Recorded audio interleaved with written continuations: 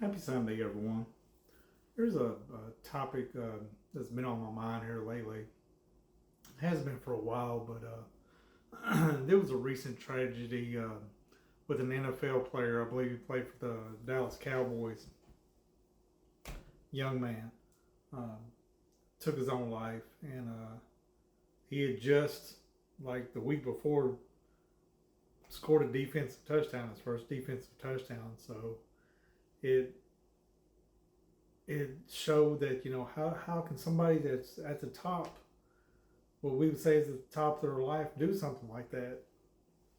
Well, like I said, I mean it's had me thinking about the subject here for a while, but there's plenty of different aspects of this that I want to touch on. For one, you know, men's mental health, but this goes for everybody. But uh, the stats don't lie. It's I looked it up. It's around 40,000 men a year unalive themselves in America, just America alone. That's a lot.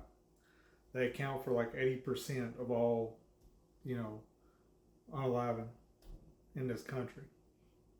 Uh, One for either gender is too much, but it one aspect of this that has troubled me for so long because I've had the opportunity and blessing to talk to some families who've had people do this.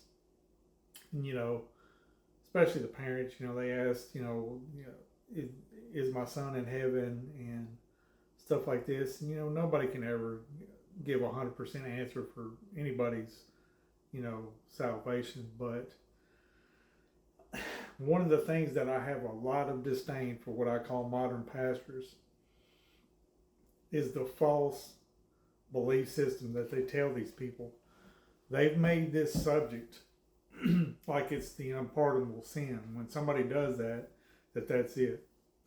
That's not understanding the gospel, and that's not understanding the Bible.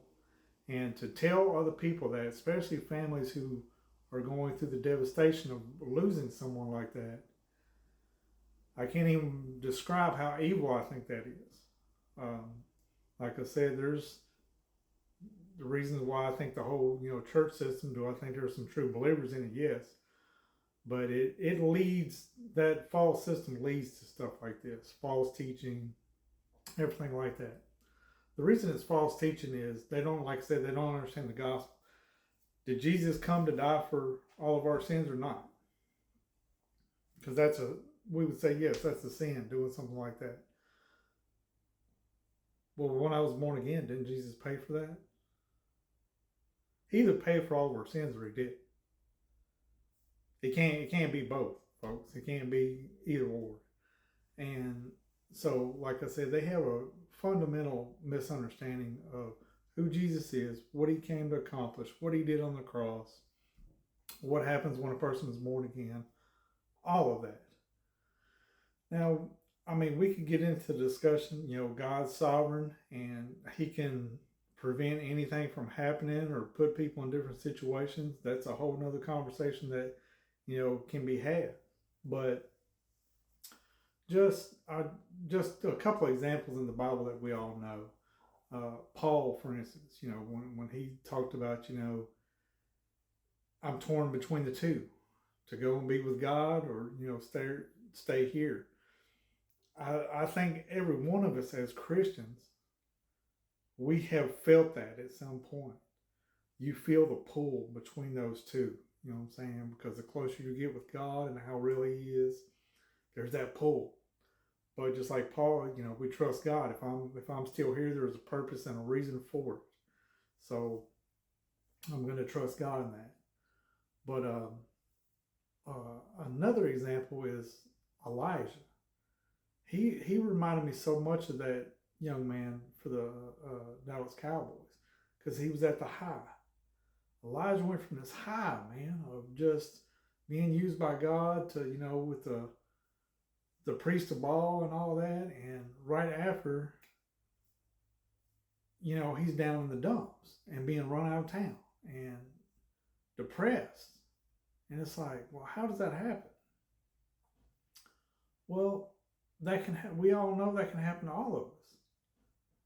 every one of us has days that are not the best, and we go through different things where you have these ideas. That's something, every one of us has heard growing up of how, people, when they hear somebody doing, unaliving themselves, we're always like, well, that's very selfish and stuff. And yeah, it in some aspects, yes, it is. But you hear that so much. To me, what it does is not take the state of mind that that person is in, that they feel like that's their only choice, and they can't deal with the pain, or they feel like they're a burden to other people, and that's their answer. It's like the same people that are hollering, most time it's somebody around that person's life talking about, well, they were selfish. Well, did you try to help them? Was you, seeking them out, saying, "Hey, man, can I help you? Is there something I can do for you?" It just, we are so selfish in not putting ourselves in other people's shoes and what they go through. As and right here, what I'm saying, especially when I was younger, we're all so selfish. You're thinking of everything just from your perspective, and even when you was trying to help other people sometimes, especially, when I was lost, that's even from a selfish perspective, make you look good and stuff like that. But, you know, over all these years that I've been a believer now and growing each and every day, man, because I love talking to individual people and hearing their individual stories and what they're going through and how they've overcome and, how Jesus has helped them. But, and being able to, like I said, it's such a privilege just to minister and be able to talk to them and listen and say, man, have you thought about this?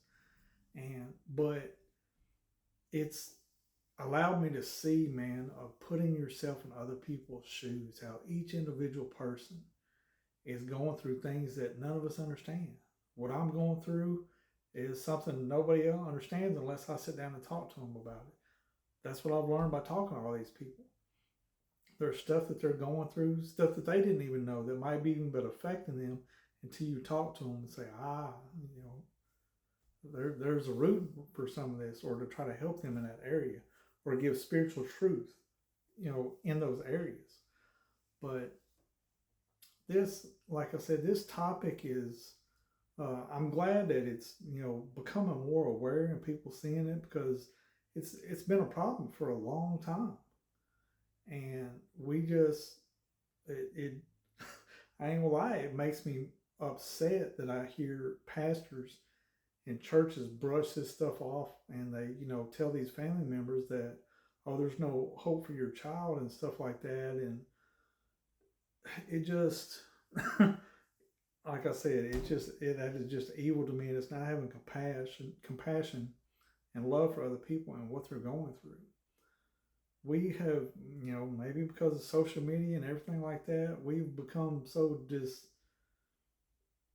dehumanized to each other, and communicating with each other and relating to each other, what each person is going through, and having that close connections with people, that, man, it's just bad. And like I said, it breaks my heart that there's so many people that they feel like that's their only way out. And I just, like I said, man, I wanted to touch on that. Like I said, the situation with Elijah, man, that's a perfect thing. When you go through that depression, that low point, what did God do, man? He fed him and allowed him to rest. And it was like, okay, get back up and get back in the game. That's what we need sometimes, man. Each one of us can do that for somebody else. When we see them go through that low point, just pick a burden off of them. Let them rest. Let them have a little time to refresh and renew and build themselves back up and get back in the game, man. Because I think we all need that. Every one of us needs that at some time. So we just need to be aware of that. And I love everybody, and everybody have a blessed day.